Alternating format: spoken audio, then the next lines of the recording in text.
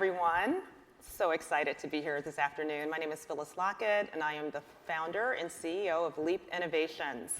And I am thrilled to have one of my mentors and just an icon who is leading such amazing work in the science of learning development, Pamela Cantor, Dr. Pamela Cantor, who is the founder and senior science advisor for Turnaround for Children. And Pam, I've never told you this, but along the journey, right, you always meet these extraordinary people that change your trajectory along the way. And years and years ago, you and Todd Rose spoke at the Aspen Ideas Festival. Mm-hmm. And I was there on fellowship, through my Crown Fellowship program. And I heard you and Todd. And I heard you talk about your incredible story.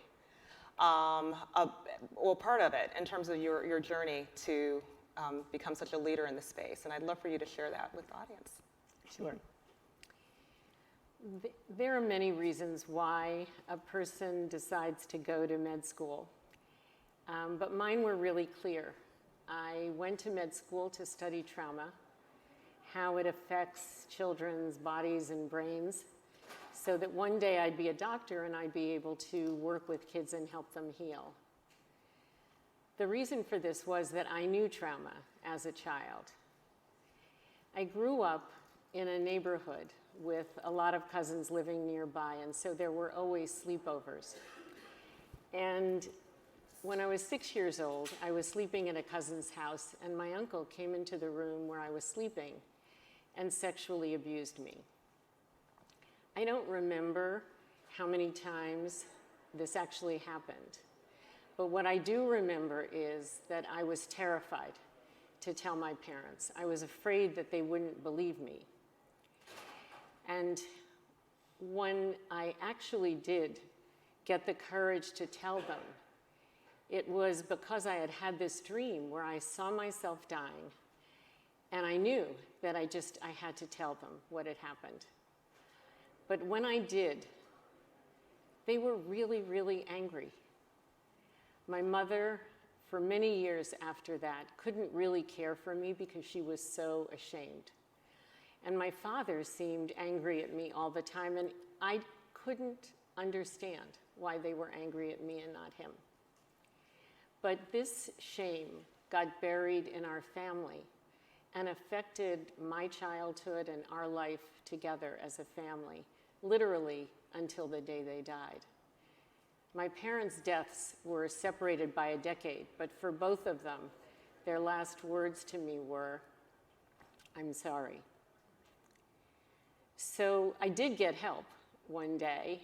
I was 15 years old, and I met this absolutely amazing, amazing psychiatrist who was this big man with a booming voice and a great storyteller, and he looked at me and he told me that I was a pearl in an oyster, not this ugly, dirty thing that I thought I was. And I thought to myself, this is a person who sees into me. And so you can imagine one day I walked into his office and I said, "I'm going to be a doctor." And he smiled and he said, "Of course you are." And I thought to myself, does he not know that I haven't taken a single science or math class, that I have been an art major? And he looked at me, and like with everything else, he was the reason I wanted to do it, but he was the reason who made me believe I could. Yep. That's how it started. Look past your circumstances and saw your potential. So literally. Yeah. Yeah. So your pathway changed, and after the 9/11 aftermath. Tell us about that. So I should tell you a little bit about what happened in med school, because I think it's important to have a little bit of frame for what trauma does to kids. And when you go to med school, one of the incredible mysteries there that gets unpacked is that you learn that there are biologic mechanisms that explain everything we're able to do as humans. And not just how our hearts and lungs work, but how we love, how we attach, how we nurture, and most of all, how we heal when things go wrong. So in med school, there were these two big ahas right away that I didn't expect. One was that doctors study illness to learn about health. They don't just study illness to learn about illness. Because when they see these patterns of what happens to patients and they recognize them again, then they're able to understand how to help someone get healthy again. But the second big aha was that the most powerful set of forces that determine what causes these mechanisms to go awry is context.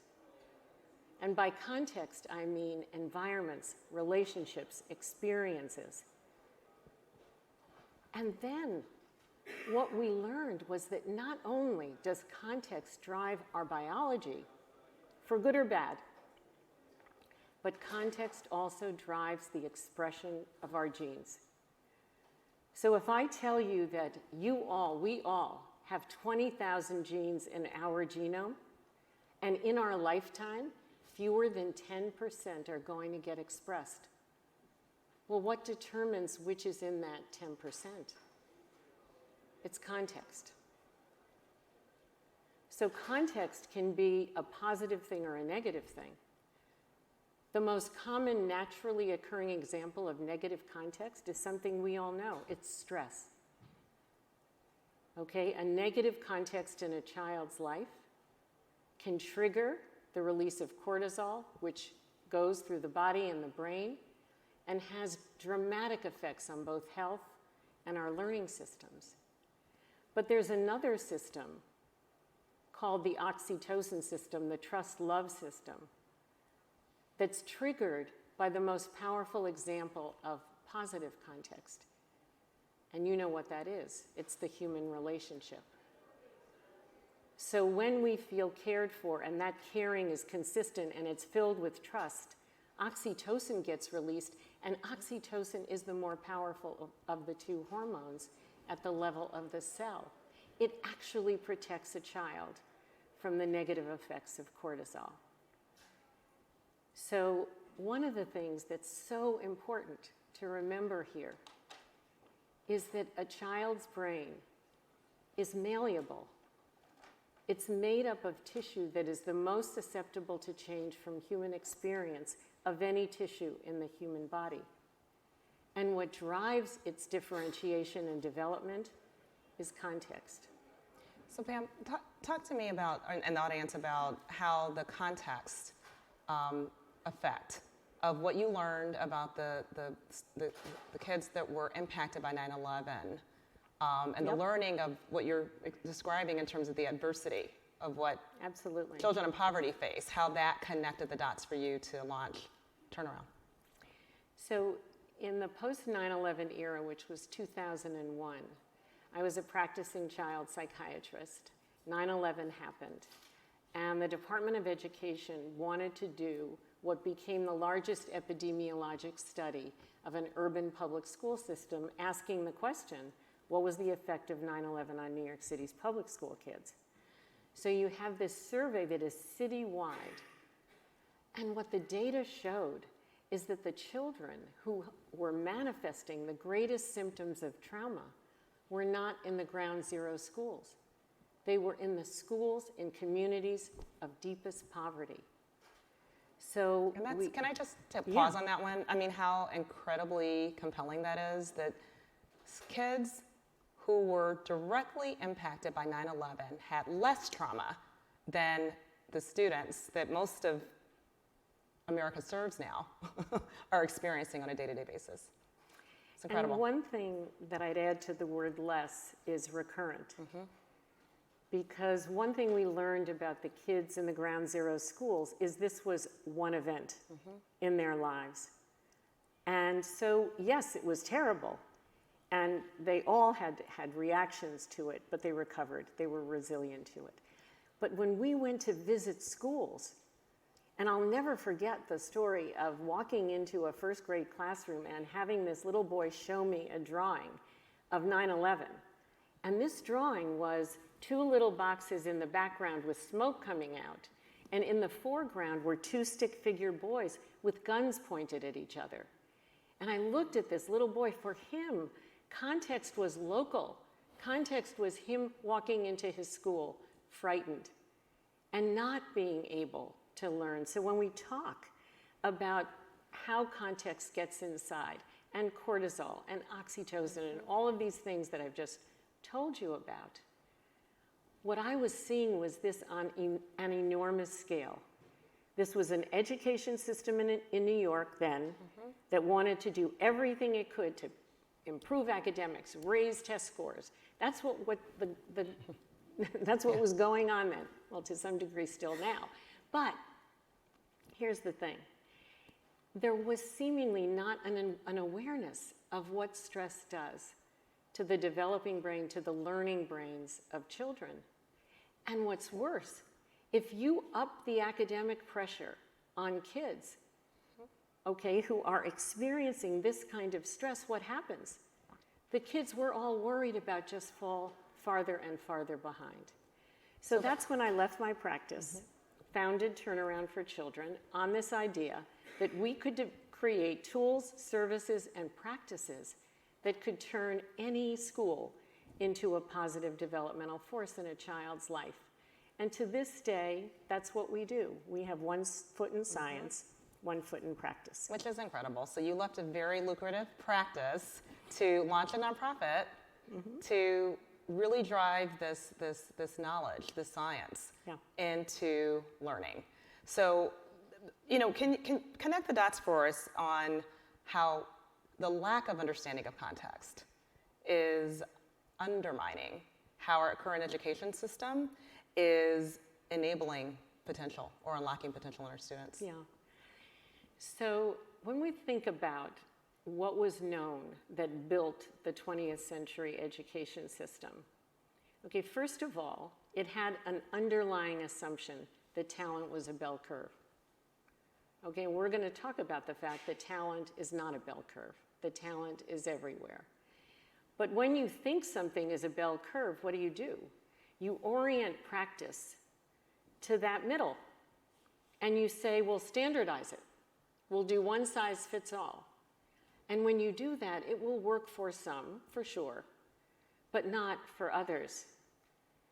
So when you think about the 20th century, and I'm not saying this critically, I'm saying the fact that we didn't understand the developing brain or how children learn when we designed that system.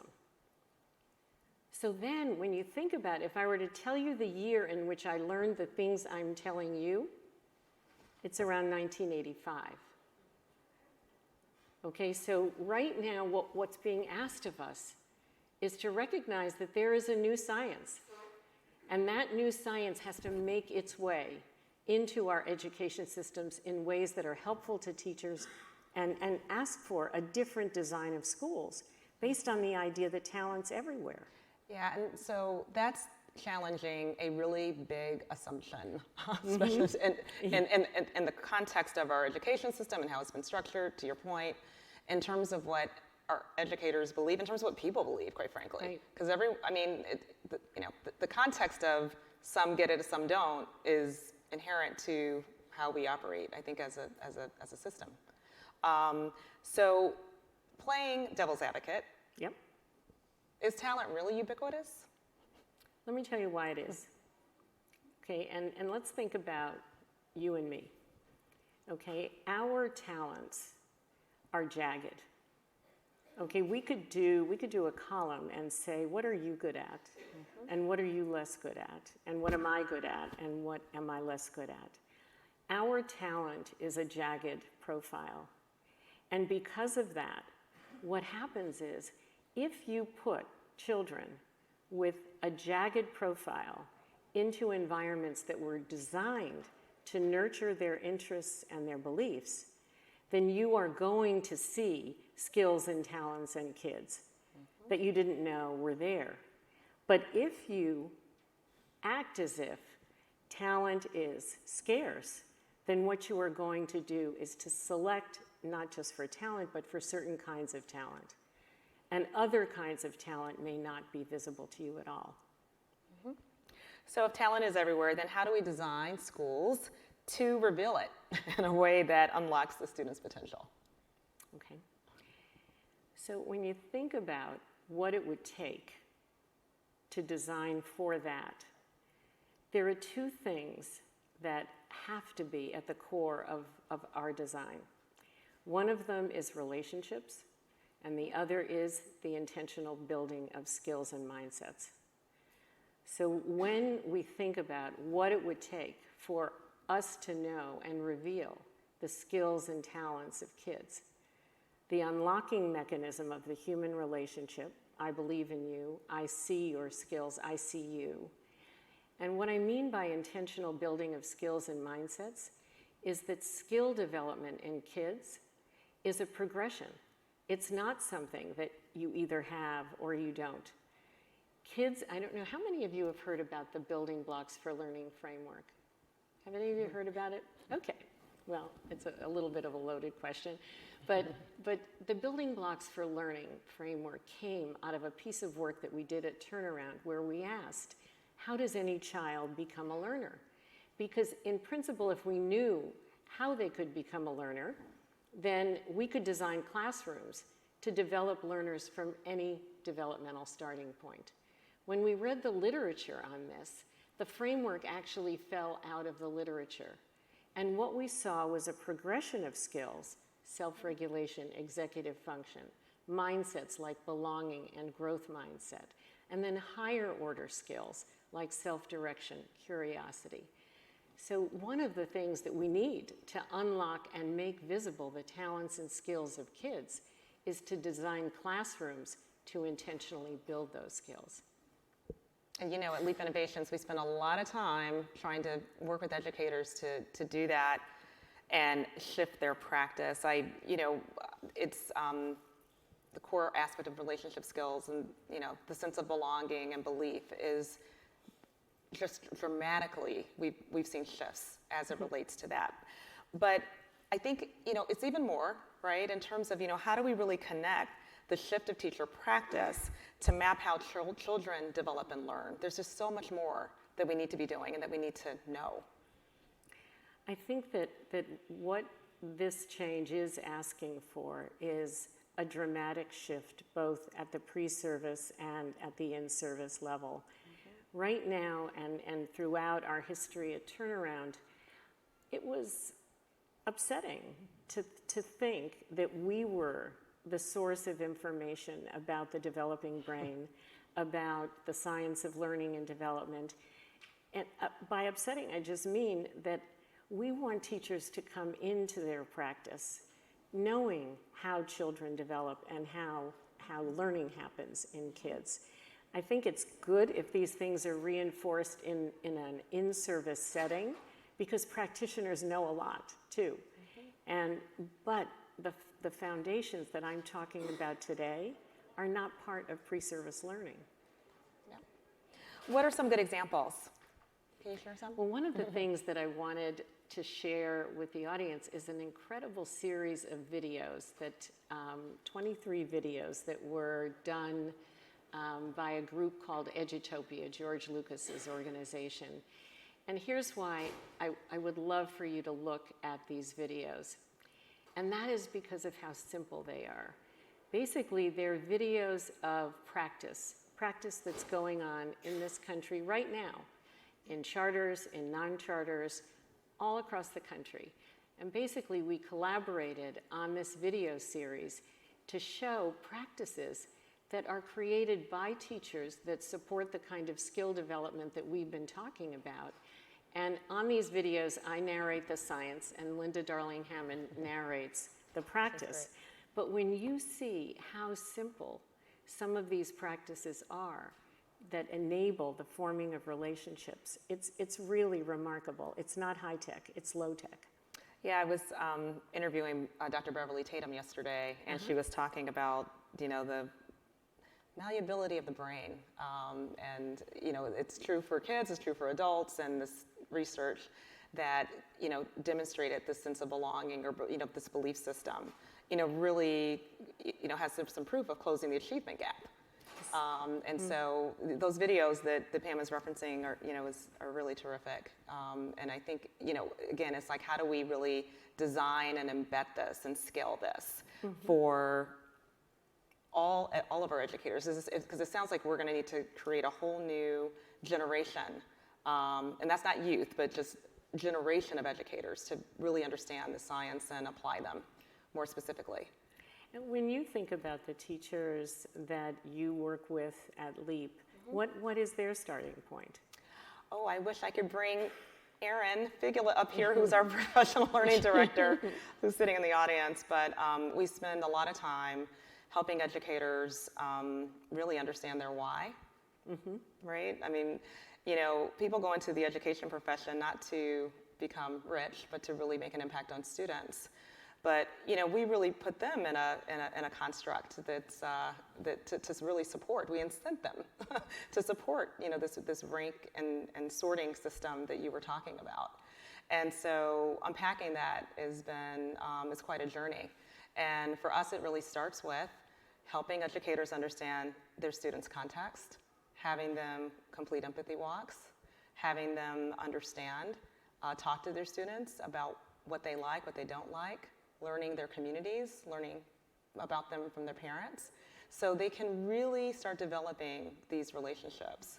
Conferencing with them regularly, helping them set goals, and then transferring that ownership of goals.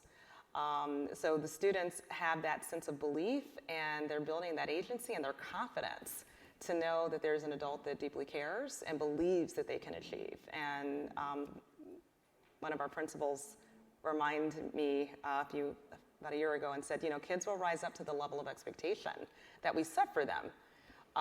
We just need to raise the bar. And so it just reminds me that, it's not the kids. Well, one of the things that you said before was this idea about knowing the why.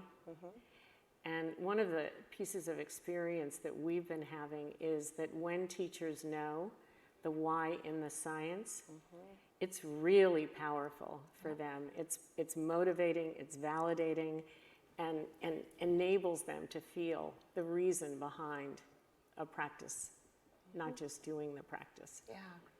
So, the reason why, I'm so excited about the work that you've done is about the work that you're headed for in the future. And you have been championing, leading this massive national effort called the Science of Learning Development, and just received a sizable contribution from the Chan Zuckerberg Initiative. Can you talk to the audience about what you hope that initiative is going to bring to the world? So I want to tell you a story about how it started, because I think that frames where it needs to go. One of the things that's been very difficult in the field has been how many different names for things there are. So there is social and emotional learning, and there is whole child, and there are all of these different names and definitions for terms. And the way that the Science of Learning and Development Initiative actually began is because Jim Shelton, who was then Deputy Secretary but headed to Chan Zuckerberg, asked the question, well, what science should we pay attention to when we think about where 21st century learning should go? Well, if you ask 25 different people what science, you're going to get 25 different answers. So the initiative began as a way of answering that question by putting together an enormous group of scientists and reading a pretty vast literature to create a synthesis that was recently published in the last year in a journal called Applied Developmental Science. And it is a synthesis of how children develop, how they learn, and now stands as a beginning answer to that question in a way that can now support school design, classroom design, and practice design. So where we are right now in the initiative is we have a lot of work on what we call ecosystem, which is lots of organizations joining and engaging with us so that we begin to move the science much faster into education circles and practice circles. We have an R&D team that is working on measurement, which is to say measurement of a whole child, not measurement of one or two single skills. So this initiative is really about beginning to be a movement that changes the architecture and the assumptions behind the field. It's so exciting because I've been on some of the calls, and just the construct or the opportunity to learn more about how students learn is core to that. Can you talk just a little bit more about what you're hoping to discover in that process and what it can mean, honestly, in terms of transforming education? If I were to say two things that sit in the front of my mind, one is, what would a school actually look like if you put relationship and knowing children at the center of learning? Just think for a second about what it would have to look like if that was going to be true. We'd still have lots of kids, but we'd have to do something different in the way classrooms are designed in order to make that true. And then if I add to that, context drives the development of the brain. Okay, so that means that everything that is happening in the course of the day, every experience, tones of voice, ways of behaving with children when they get disappointed. If every teacher, every person in a school saw themselves as a brain builder, what would that mean to the way we design our classrooms? And when children struggle, what are the cues that they're going to pick up from the adults? Is it going to be, why are you doing that? Or is it going to be, how do I understand this child and what might be driving that behavior at this moment? But it is possible to create schools when we decide that the assumption is that talent is everywhere, and our assumptions about what children are capable of is very high. That's great. Where do you think technology fits into this? This is a conference that is focused on innovation and technology. What are the implications of learning science to tech developers that are trying to design solutions in this new construct that you're describing? When I think about, it's funny, this is my second time at this conference. Last year, I'm not sure I thought technology was a friend. This year, I've decided that technology is a friend. And either I've just been coerced and I don't know it yet, but I want to tell you why. One of the things that I think technology is wonderful for is for students to learn themselves and learn about themselves. And the existence of adaptive technologies that enable to make it just easier for adults in schools to know children. And then when I think about the possibility that technology is not just about content, that it's not about learning math or learning history, but what if when you learned content, you learned self-regulation, you learned executive function, you built your growth mindset or your sense of belonging. I feel now that we're really at the beginning of something that's going to be an integrated design effort. And when I say the word integration, I mean looking toward classrooms that support rich relationships, have integrated supports, intentional skill building, that integrate all of these things into an environment in which kids feel safe, feel a sense of belonging, and know that everybody believes in them. Mm-hmm. I wonder how technology developers can, we've been talking about how educators, right, need to get access to the science and starting to incorporate these principles in their practice. How can technology developers access this? Because I think it's equally as important to the degree we need technology, which I think we do, to fully scale what we call personalized learning. I think that part of why certainly I've invested in being here is because what I think this community is trying to do is to integrate across diverse fields and to begin the kind of inventive discovery of integrated practice that is possible and that is only going to happen if it is tech-enabled. But, you know, I think I remember when Todd Rose said to me why I should speak at this conference. And last year my talk was called Genes or Chemical Followers. And I was trying to figure out who would actually come to a talk about that. and I was fortunately pleasantly surprised. But I think there is right now still a pretty big barrier for this science getting into the world of tech and tech being something that feels like it can stay unitary, like learning math or learning history, as opposed to learning skill building. Yeah, which is why the SOLD initiative is so critically important, because we've got to make those connections as well if we're going to fully transform this context. I think we actually have a few minutes for Q&A, if you're open to that. That would be wonderful. Awesome. Awesome. Yes. So I had a question. So I'm in Cece, and I live in... Oh, just one second. I think they're going to bring a mic up. Thank you. I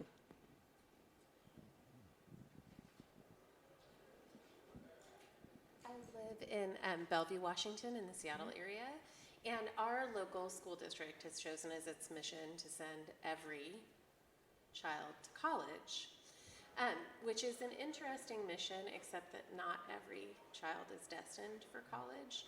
And I was just in a session yesterday where one of our neighboring districts in a much more kind of struggling area had what seemed like a much more aligned mission, which was they wanted to know every child by name. They wanted to know their strengths, and they wanted to know their needs. And that resonated with me in a very different way. It seems much more aligned with what you're talking about is what children need, is that relationship that understands them as a person. How do you work with schools to embrace that, though? Because I have children with learning disabilities, and it's shocking to me. Often I'm on, the Department of Education's website, and they've got these miraculous tools and resources that are so well research-based, but they haven't, those mindsets haven't made their way into my children's schools. So how do you see making that transformation, and how long do you think it's going to take? I want to give you a two-part answer, and I'm going to do something because of certain folks that are in the audience right now. But in the way that you framed the question, one of the things that the field struggles with is having academic rigor and academic growth living as if it is a choice with these other dimensions of learning that I'm talking about right now. And the fact is that rigorous learning and achievement can only happen if there is this kind of intentional skill building that I've been talking about. That having expectations absent the notion of nurturing those kinds of skills in kids is an empty promise. The thing I would like to do is, there are two people sitting there. One person who is a turnaround person, Mike Lamb, and a deputy chancellor of DC, Melissa Kim. And I think another answer to your question about how does a district begin to bring these two things together in an integrated way. Would you be willing to say a sentence or two about what you're... Well, it is certainly not easy to do, and so much better with a good partner like Turnaround and their kind of toolkits and roadmap on how you start in the very beginning. Thank you so much. And so much easier to do with a good partner like Turnaround, who developed a roadmap on how you start and what comes first, second, and third. Even while we're sitting here, though, listening to Pam, we just came up with another idea to say, well, how come we don't actually integrate all of this learning to our assistant principal training, because they're our future leaders, right? And so while we're doing all this work, training our central office leaders and principals to do this, we're finding in every conversation ways to integrate this into the development of all people and all adults. I've been in a separate conversation, going to lots of high school redesign conversations, and wanting to learn a lot from what Leap Innovations is doing. But in these 2 redesigns of high schools, how do we make sure that we ask the question Pam just asked about what does it take to actually create a school that is based solely on relationships coming first, and with the deep knowledge and commitment from every level of that school and that district, that relationships really matter, and how we respond to students at the expected moment of struggle, both academic and or emotional. How do adults respond to that? How do we prepare for that moment so that it's not left up to chance and left up to how you're feeling in that mood that day or how that emotion goes? What would you like to add, Michael? I think the thing that sticks out to me about the question that you asked speaks to the importance of integration. And that we kind of think of the new thing that we hear as the thing that now needs to happen. And the idea of a kid feeling known, seen, and heard as being so important. But it's also important that they're academically challenged, that we are pushing a rigorous cognitive development at the same time. And all the science says that we need all of these things to be happening at the same time. We always say that the same brain that's trying to figure out what happened to me last night at home with my stepfather is the same brain that's trying to figure out what 4 times 8 is. And if we think about these as isolated things that we're working on, then we won't get our full potential maximized. And so the concept of integration is so important. And so that's why I think we would say that, yes, it's really important that you have children who are supported and have those relationships, but they also need to be challenged at the same time. And so we need systems that actually represent that full idea. And in DC, we have a deputy chancellor who is the deputy chancellor of social, emotional, and academic development, sending a signal to everybody that it's their responsibility to do all of those things in an integrated way, and that's what the science says. That's awesome. Any other questions? Yes. Thanks. I don't know if this question's fully cooked, so bear with me. How do you get a system that responds to academic performance to care and change in order to measure learning, which is not the same as academic performance? And secondly, how much more sophisticated is learning than our ability to assess learning through cognitive skills assessments? I know learning is a cognitive process, cognition's malleable, but the tools we use to measure learning are more primitive than learning itself, which is very sophisticated. The unfortunate thing is that I agree with you that sorry, I think our assessments are simplistic, but I think there is a lot of interesting work going on, even as part of the Science of Learning and Development initiative that we're working with. And what I mean by that is there actually are dynamic systems methodologies that would enable us to look at the development of children's skills in context. And the methodologies are mathematical tools, but the way that we would assess children is much more well-rounded, many, many more points of measurement, and use the mathematics to be able to look at change over time within a given context. Now, those things exist in research settings, to be sure, but there is a lot of work going on to make those measurements actually come out of academia. One more. Back here? No, right here. Jean? Jane? Oh. So how does one, how do you guard against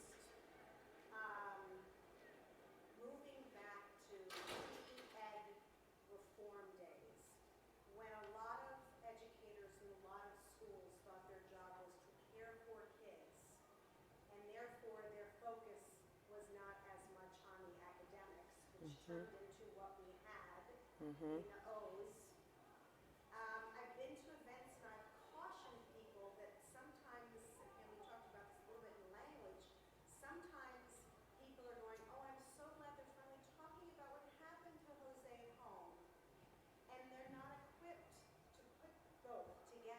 So there's this fear of how do you implement Yep. and not let schools off the hook for the job. That's right. Yep. First of all, it is a tremendous disservice to a child to not believe in what that child is capable of. The way that I began this talk was to put what do we believe children are capable of at the top. Okay, talent is everywhere. It's not a bell curve.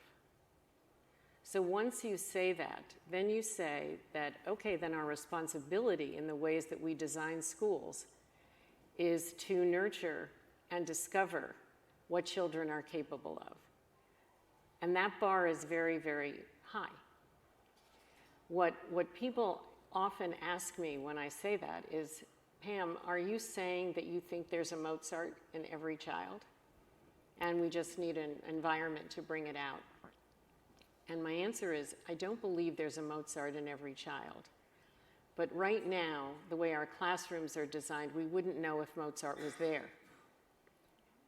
So if we have this view that we need to discover what children are capable of, and what is on us is to create the environments in which that is possible. And that isn't choosing touchy-feely SEL over rigorous problem-solving, analytic skills, and all of the important 21st century skills that we want children to have. Thank you, Pam, because we have to do both. We have to It's not do an that. either or, it has to be both. And I do believe we are at a tipping point, largely because of you and the leadership that you have had in this work, Pam, of turning the corner that's going to enable our school systems to do both. And I just want to thank you for your time this afternoon. Let's Thank you, please Phyllis. join me in a round of applause for Pam Cantor. Thank you.